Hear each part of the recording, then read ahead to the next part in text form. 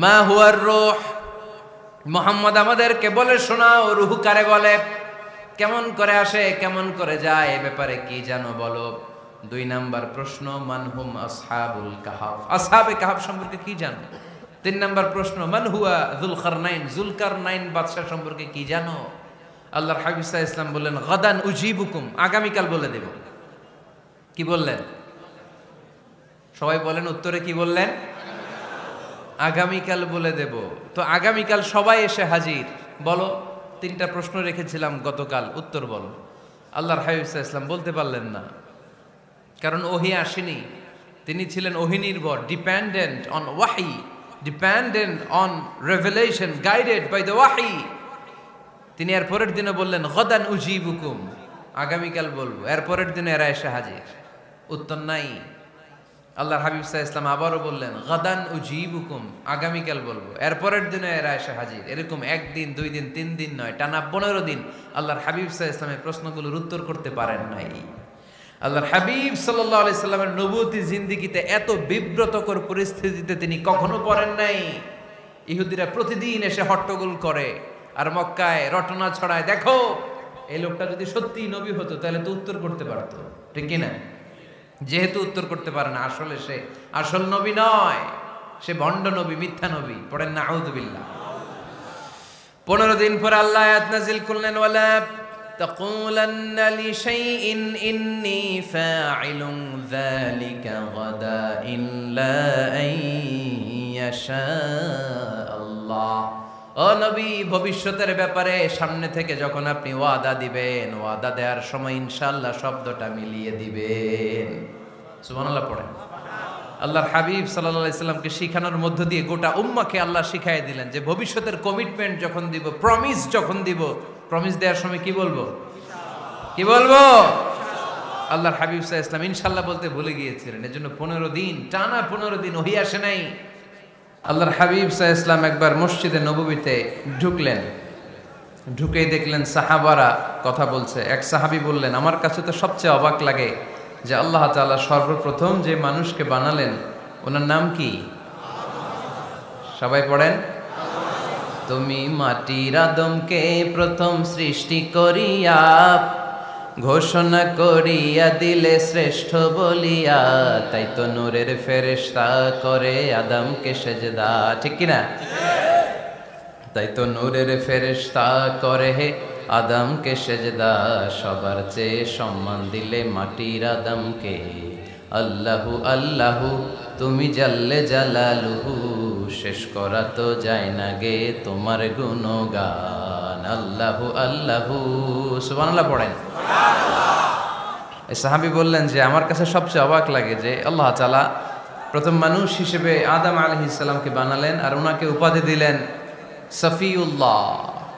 আদম আলাইহিস সালামের উপাধি উত্তর দিতে হবে আওয়াজ করে। আদম আলাইহিস সালামের উপাধি কি ছিল? আল্লাহর হাবিব সাল্লাল্লাহু আলাইহি ওয়াসাল্লাম দূরে দাঁড়িয়ে শুনছেন সাহাবাদের কনভারসেশন। আরেক সাহাবা বললেন, আরে আমার কাছে তো এর চেয়েও বেশি অবাক লাগে যে তিনি মূসা আলাইহিস সালামকে বানিয়েছেন নাজিউল্লাহ। নাজিউল্লাহ, যে আল্লাহর সাথে না যা ইউনাজি, মুনাজাত করে, গোপনে কথা বলে, কালিমুল্লাহ। এইটা অবাক লাগে যে আল্লাহ তাআলা কোনো মিডিয়া ছাড়া, ভায়া ছাড়া, মাধ্যম ছাড়া পৃথিবীর একটা মানুষের সাথে সরাসরি কথা বলবেন। আমার কাছে তো ওনার মর্যাদাটা সবচেয়ে বড় মর্যাদা মনে হয়, উনি নাজিউল্লাহ। আরেক সাহাবা বললেন, আমার কাছে তো এর চেয়েও বেশি অবাক লাগে সাইয়েদনা ইব্রাহিম আলাইহিস সালামের ব্যাপারটা, কারণ ওনাকে আল্লাহ তাআলা বানিয়েছেন খলিলুল্লাহ।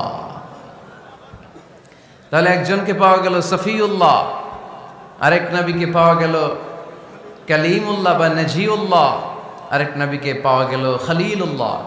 এই কনভারসেশন যখন আল্লাহর হাবিব সাল্লাল্লাহু আলাইহি ওয়াসাল্লাম শুনলেন, আল্লাহর হাবিব সাল্লাল্লাহু আলাইহি ওয়াসাল্লাম মসজিদে নববীতে প্রবেশ করে সাহাবাদেরকে বললেন, তোমরা যা বলেছো আমি সব শুনেছি, তোমরা যা বলেছো সব সত্যই বলেছো, ঠিকই বলেছো। আল্লাহ তাআলা একজনকে বানিয়েছেন সফিউল্লাহ, একজনকে বানিয়েছেন খলিলুল্লাহ, একজনকে বানিয়েছেন কালিমুল্লাহ। তবে জেনে রেখো আমি হচ্ছি হাবিবুল্লাহ, আমি Habibullah. The higher status, the highest peak of the status, সবচেয়ে উঁচু স্ট্যাটাস হচ্ছে আমার। খলিলুল্লাহ মানে আল্লাহর বন্ধু, হাবিবুল্লাহ মানে হচ্ছে আল্লাহর বন্ধু, কিন্তু খলিলুল্লাহ এমন বন্ধু যেই বন্ধু আল্লাহকে খুশি করার জন্য কাজ করে। আর হাবিবুল্লাহ হচ্ছে আল্লাহর এমন বন্ধু যেই বন্ধুকে খুশি রাখার জন্য আল্লাহ নিজেই কাজ করে। আল্লাহর হাবিব সাল্লাল্লাহু আলাইহি ওয়াসাল্লাম ছিলেন হাবিবুল্লাহ। চিল্লায় বলেন তিনি কি ছিলেন? হাবিবুল্লাহ। এত মর্যাদা, এত সম্মান, এত স্ট্যাটাস গোটা বিশ্বের দ্বিতীয় কারো আছে? আল্লাহর হাবিব সাল্লাল্লাহু আলাইহি ওয়াসাল্লামের নুরানি চেহারার মতো চেহারা পৃথিবীর অন্য কারো আছে? কোনো দিক দিয়ে আল্লাহর হাবিবের সাথে কোনো মানুষের কোনো ধরনের কম্প্যারিজন, তুলনা চলতে পারে না। Whether it's the fitness, whether it's the skin colour, whether it's the sound, whether it's the status, is out of any kind of comparison. তিনি সব ধরনের তুলনার ঊর্ধ্বে। As a father, as a teacher, as a commander, as a lawgiver, as a lawmaker, as a reformer of the society, Muhammad is the superman of the world. সুবহানাল্লাহ পড়তে পারলেন না? স্বামী হিসেবে, বাবা হিসেবে, নেতা হিসেবে, সমাজ সংস্কারক হিসেবে, নবী হিসেবে আল্লাহ রাসূল সাল্লাল্লাহু আলাইহি ওয়াসাল্লাম হচ্ছেন এই পৃথিবীর একজন সুপারম্যান। আল্লাহু আকবার। যার উপর একবার দুরূদ পড়লে 10টি রহমত নাজিল করে কে? 10টি গুনাহ মাফ করে কে? যিনি দুরূদ পড়ল তার স্ট্যাটাসকে 10 গুণ বাড়িয়ে দেয় কে? ওই হাবিব সাল্লাল্লাহু আলাইহি ওয়াসাল্লামের উম্মত হতে পেরে আমরা খুশি না বেজা? আমরা আল্লাহর রাসূল সাল্লাল্লাহু আলাইহি ওয়াসাল্লামকে আজকে জানার চেষ্টা করব কোরআনের আলোকে। ইনশাআল্লাহ পড়েন। আল্লাহর হাবিব সাল্লাল্লাহু আলাইহি ওয়াসাল্লাম এতটাই মর্যাদার অধিকারী, ওনার স্ট্যাটাস এত হাই, উনি যদি ওনার মুখ দিয়ে কখনো বলেছেন ইয়েস, ওইটা শরীয়তেও ইয়েস।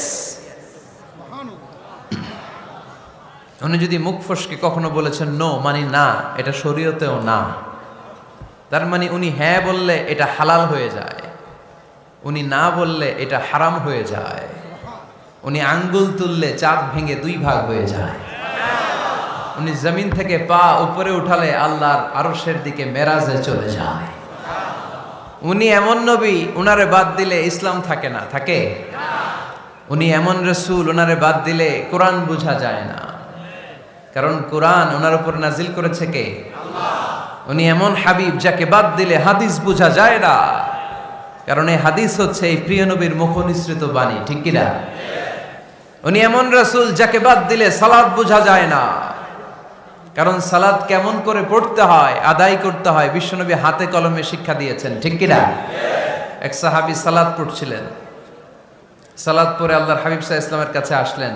আল্লাহ রাসূল বললেন, সাল্লি ফা ইন্নাকা লাম তুসাল্লি, রিপিট ইউর সালাহ because you didn't offer your সালাহ ইন এ কারেক্ট ওয়ে। আবার নামাজ পড়া হয় নাই। সাহাবী যে আবার পড়লেন, আবার আসলেন, আল্লাহর হাবিব বললেন আবার পড়ো, হয় নাই। সাহাবী পরে আসলেন, আল্লাহর হাবিব বললেন সাল্লি ফা ইন্নাকা লাম তুসাল্লি, আবার নামাজ পড়া হয় নাই। এবার সাহাবী এসে কেঁদে দিলেন, এসে বললেন ইয়া রাসূলুল্লাহ, এর চেয়ে ভালো তো আমি পড়তে পারি না। আল্লাহর হাবিব জড়িয়ে ধরলেন আর বললেন আসো শিখিয়ে দেই কেমন করে সালাত পড়বে। সালাতে কোনো তাড়াহুড়ো করবে না। রুকুতে যখন যাবে তোমার পিঠটা হবে স্ট্রেইট ফরওয়ার্ড, স্ট্রেইট ফরওয়ার্ড। রুকু থেকে সোজা হয়ে দাঁড়াবে, 2 সেজদার মাঝখানে সোজা হয়ে বসবে। সেজদায় যখন যাবে রিল্যাক্স করবে। সালাতে কি করতে হয়? রিল্যাক্স। আমার সাথে সাথে সবাই আওয়াজ করে পড়েন রিল্যাক্স। সালাতে রিল্যাক্স করবেন আপনি, তাড়াহুড়ো করতে পারবেন না। আল্লাহর হাবিব সাল্লাল্লাহু আলাইহি ওয়াসাল্লাম শিখালেন কিভাবে সালাত পড়তে হয়। তার মানে এই নবীরে বাদ দিলে সালাত বোঝা যায় না, এই নবীকে বাদ দিলে সিয়াম বোঝা যায় না। সিয়াম কেমন করে পালন করতে হয় এই নবী শিখিয়েছেন। এই নবীকে বাদ দিলে হজ বোঝা যায় না, কারণ এই হাবিব বলেছেন খুযু আন্নী মানাসিকাকুম, কেমন করে হজ করতে হয় আমার কাছ থেকে শিখে নাও। এ নবী এমন নবী, এ নবীরে বাদ দিলে জান্নাতে যাওয়া যায় না, ঠিক কি না? এজন্য এই হাবিবরে বাদ দেয়া যাবে? আল্লাহর হাবিবের চাইতে শ্রেষ্ঠ কাউরে পাওয়া যাবে? আমার নবীর চাইতে বিশ্বস্ত কেউ আছে? সে কোন বন্ধু বলো বেশি বিশ্বস্ত,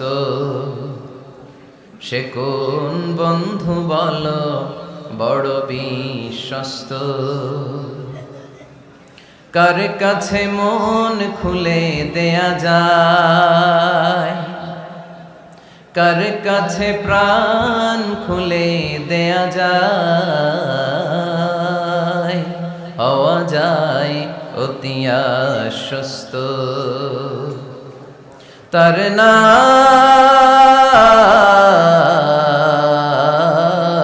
আহমদ বড় বিশ্বস্ত। সুবহানাল্লাহ।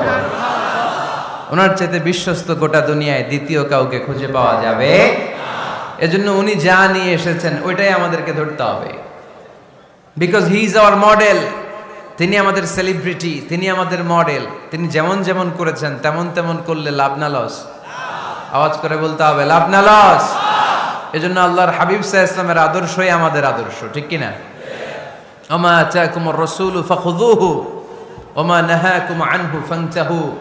Whatever he brings with, take it. Whatever he forbids, abstain from it. তিনি যা নিয়ে এসেছেন ধরো, তিনি যা নিষেধ করেছেন ছাড়ো। পারা যাবে? আমি প্রশ্ন করি, উত্তর দেন। তিনি যা নিয়ে এসেছেন ধরো। আওয়াজ করে বলবেন, তিনি যা নিয়ে এসেছেন ধরো, তিনি যা নিষেধ করেছেন ছাড়ো। এতেই কল্যাণ, দুনিয়াতেও কল্যাণ, আখিরাতেও কল্যাণ, ঠিক কি না? যা নিয়ে এসেছেন এতে বারাকাত, যা নিয়ে এসেছেন এতে কল্যাণ, যা নিয়ে এসেছেন এতে রাহমা। যেটাই নিষেধ করেছেন ওটার মধ্যে গজব, ঠিক কি না? যেটাই নিষেধ করেছেন ওটার মধ্যে ক্ষতি, যা তিনি বারণ করেছেন ওইটাতে লস। আমরা লসের খাতায় নাম তুলতে চাই না। এজন্য আল্লাহর হাবিব সাল্লাল্লাহু আলাইহি ওয়াসাল্লাম যা নিয়ে এসেছেন আমরা সেটাই ধরব, যা থেকে তিনি বারণ করেছেন ওটা ছাড়বো। আমাদের মডেল হচ্ছে নবীরা, ঠিক কিনা? নায়ক নায়িকা, গায়ক গায়িকা, ক্রিকেটার, বিজনেস ম্যাগনেট, এরা আমাদের মডেল নয়। আমাদের মডেল হচ্ছে বিশ্বনবী মুহাম্মদ সাল্লাল্লাহু আলাইহি ওয়াসাল্লাম। খোদ ইউরোপে বর্তমানে এই নামটা সবচেয়ে বেশি জনপ্রিয়, MUHAMMAD। সুবহানাল্লাহ পড়বেন না? সবচেয়ে জনপ্রিয় নাম কি? মুহাম্মদ। কারণ ইউরোপের ইয়াং সোসাইটির, মুসলিম ইয়াং সোসাইটির ছেলেরা এমনভাবে তারা দাওয়াতি কাজ করতে শুরু করেছে, বিষ্ণু ঈসা ইসলামের নামটা গোটা ইউরোপ জুড়ে ছড়িয়ে পড়েছে। কিছু ছেলে ক্লিনলিনেস অ্যাওয়ারনেস ক্যাম্পেইন করেছে, পরিচ্ছন্নতা অভিযান। যেখানেই ময়লা ক্লিন করে, কিন্তু কোনো কথা বলে না। প্রত্যেক একটা টি শার্ট গায়ে দেয়, একটা গেঞ্জি পরে, ওই টি শার্টের পেছনে লেখা থাকে MUHAMMAD, মানে কি? মুহাম্মদ। যারাই তাদের কার্যক্রম দেখে তারা দেখে তাদের গেঞ্জির পিছনে লেখা MUHAMMAD। কি চমৎকার আইডিয়া! ইউরোপিয়ান লোকদের মাথায় চিন্তা, কারা এরা, এত ভদ্র কেন, কেন এত পরিচ্ছন্নতার অভিযান করে, আর তাদের গেঞ্জির পিছনেই এই শব্দটা লেখা কেন, MUHAMMAD। Who is this personality? We don't know anything about him. আমরা তো কিছু জানি না ওনার ব্যাপারে। Then they search in Google. তারা গুগল করে, ইন্টারনেটে সার্চ দেয় মুহাম্মদ লিখে, ইন্টারনেট তাদেরকে মুহাম্মদ সাল্লাল্লাহু আলাইহি ওয়াসাল্লামের জীবনী দিয়ে দেয়। তারা মনের অজান্তেই বিশ্বনবীর জীবনী জেনে বিশ্বনবীর আশেক হয়ে যায়, বিশ্বনবীর প্রেমে পাগল হয়ে যায়। যাদের নসিব ভালো, অনেকে কালিমা পড়ে মুসলমান হয়ে যায়। এজন্য বিশ্বনবী সাল্লাল্লাহু আলাইহি ওয়াসাল্লাম তিনি হচ্ছেন আমাদের মডেল, ঠিক কিনা? তিনি যা এনেছেন সেটা আমরা ধরবো, তিনি যা নিষেধ করেছেন সেটা আমরা ছাড়বো। আমরা যদি আল্লাহর ভালোবাসা পেতে চাই, বিশ্বনবী সাল্লাল্লাহু আলাইহি ওয়াসাল্লামের আনুগত্যের দরকার আছে না নাই? এজন্য আল্লাহ বললেন, কুল ইন কুনতুম তুহিব্বুনাল্লাহা ফাত্তাবিউনি ইউহিব্বুকুমুল্লাহ ওয়া ইয়াগফির লাকুম যুনুবাকুম ওয়াল্লাহু গফুরুর রহিম। আল্লাহকে যে পাইতে চায়, হযরতকে ভালোবেসে আরশ কুরসি লৌহ কালম না চাইতে পেয়েছে সে।